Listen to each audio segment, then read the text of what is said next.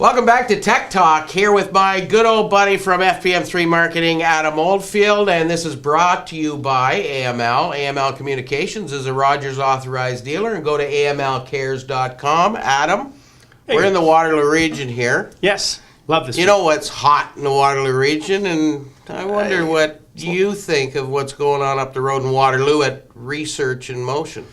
Wow, you know, that is a hot topic. That's so hot that I've seen water boil with just by saying the word. We still love them. I'm still a BlackBerry guy, and I always will be. You know what? If well, hopefully, I always will be. I was gonna say, I'm sailing that ship myself, and again, I'm business, and we're talking business. It's a fantastic business tool. I've said that on many of our shows. I think BlackBerry still has sound product, sound innovation that works for business. And some of the things that are taking place right now over at BlackBerry is actually quite interesting. And if you're reading and hearing a lot of all these comments and so forth, it's stakeholders, shareholders, this is numbers. This is a numbers thing right now. And a lot of it is, what are we doing? I'm speaking on behalf of BlackBerry as a stakeholder or shareholder, is what are we doing as a company to be innovative? You keep saying you're being innovative. You're saying you're going to be cutting edge and coming to the consumer with new ideas. Well, where is this? Where is this plan? One of the actions taking place is some of the changes at the top. And, and that change comes out with that spurred a bit of excitement, but then, with all due respect, it came out with not necessarily somewhat strong words that just said, we're going to stay on the course. So it's almost like we know the ending of the Titanic, and we've said, well, we've got a new captain. So it's still the Titanic, and this is what's happening. And that's what shareholders and stakeholders are feeling right now is the ship's still going to sink. Somebody do something. Change course. Turn around. Do something. But this isn't what we wanted to hear. Putting a new captain on the end, on top of a ship and calling it the story of what it is, the ship still sinks. So that's where I feel from shareholders and stakeholders. And I think to myself right now, you know what? BlackBerry's not in any immediate trouble. They got $1 billion in the bank. They have a nice solid foundation of percentages out there in the business market. There's no fear for everyone to jump off the ship yet. It hasn't hit the berg. However, what we do know is that it's got the opportunity, and it's a matter of what the captain does at this point. And the initial statement hasn't really lent itself to being exciting for those stakeholders and shareholders. As a point, right now, BlackBerry's what they have announced is that we've got the playbook coming out with the 2.0. And that 2.0 operating system in February is going to run off that new QNX system. They've announced in as well that we're going to have the new BlackBerry 10 operating system for the phones. Okay, well, we knew this, and we kind of expected the old captains to be able to handle this directive. We're not really hearing anything new. No sitting back. Look, even if there was an inspiration to sit back in the room and say, I gotta get back to you. I just took this new position, but there are going to be some things that are going to work. I mean, look. All the big companies had it. Apple was in the same position before. And we have to look at another example of those that look at companies and run it by numbers. And where did they end up? I mean, Kodak files for Chapter bankruptcy protection.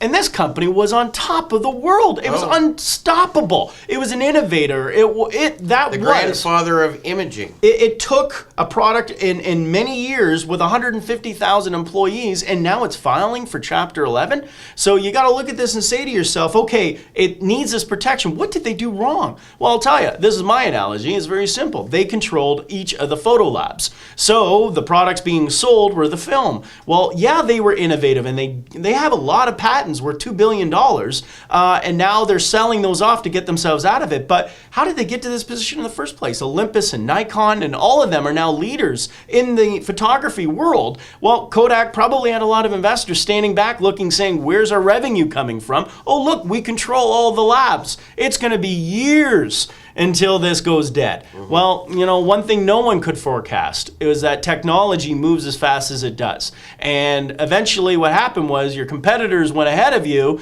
and now they're in a position where they can't financially hold themselves. You almost seem to be telling me that the investors need to keep their nose into investing and let the people run the company.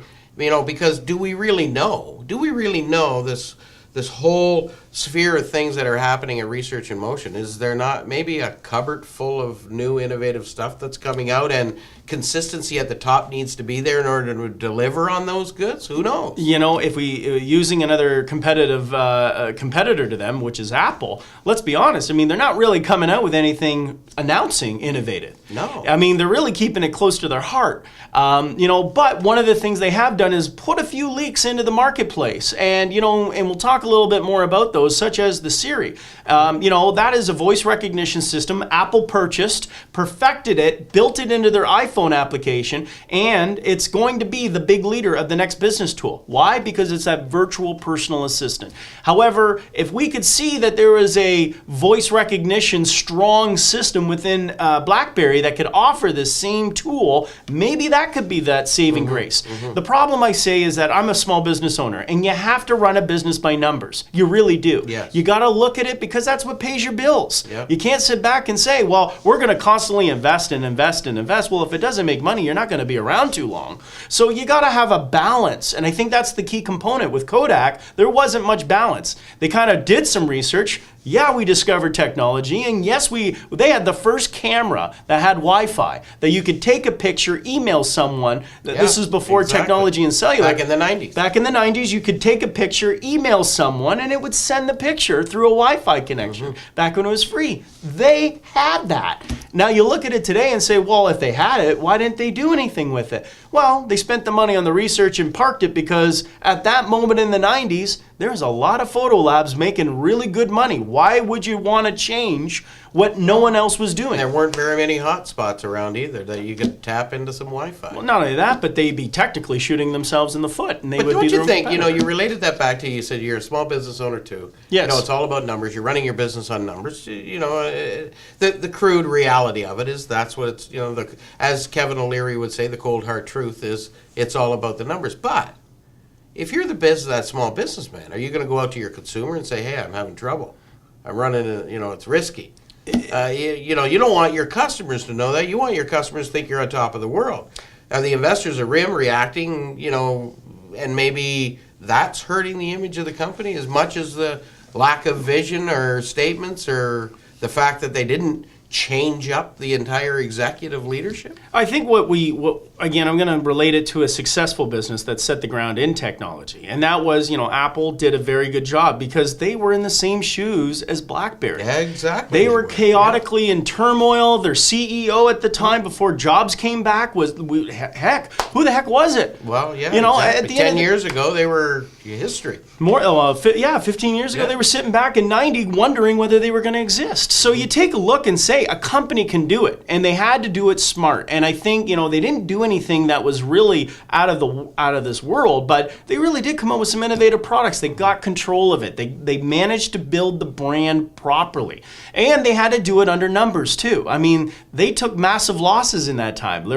Every business goes with risk. You have to do it under calculated risk. So when you're going to be doing research and you're going to say, I'm going to come up with this product, you got to have a plan to roll it out, but you got to have your bread and butter. So you got to be able to, again, right, numbers drive the game, but you have to be able to say, what's tomorrow's business? It isn't today. If we were in the 1800s, we'd be talking about ice blocks at this time of year because that's what our business is. We need to get enough ice blocks because that's the refrigeration of the time. Yeah. You know, I haven't found too many ice block cutters these days, and God bless them, I'm sure that they probably did service. However, you know what? Maybe they went into the refrigerator business. You know, I'm not sure any that did. Maybe Frigidaire came out with something like that. But they had to be innovative to be able to change with the times. And my concern with BlackBerry right now is that they got a solid product. They have a few patents under their belt. They got a game plan, but it's not revolutionizing anything. The other misstep right now with BlackBerry is that they've made a few mistakes along the way. And they've come out improperly launching something before it's ready.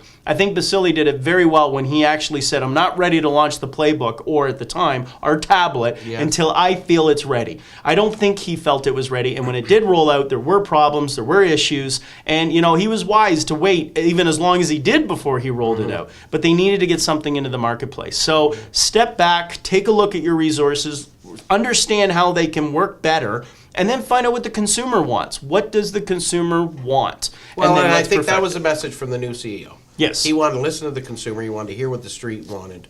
And I think that's critically important. That's what the investors want, because the investors want us, the consumers, buying the products, using the services. Exactly. And I think right now as well, like, we're looking at BlackBerry as our own market. I think BlackBerry, unfortunately, is being clumped into the North American market. And no one's talking about how the overseas is doing, or where they've got $1 billion in the bank right now, and they still have some good things rolling. It's not perfect, and unfortunately, the media is painting a pretty dismal picture. But there is an opportunity, and I believe there's life for BlackBerry. Hang in there. It's going to be very successful. Well, that's the media for you. You know, you never see on the front page, you know, no plane crashes today. That's right. That's right. So it's going to be exciting. Well, there we have it. Everything to do with BlackBerry and Kodak, for crying out loud. We even talked a little bit about Apple. And ladies and gentlemen, stay tuned, because AMLcares.com is going to bring you another session of Tech Talk with Adam Oldfield from FPM3 and me. See you next time.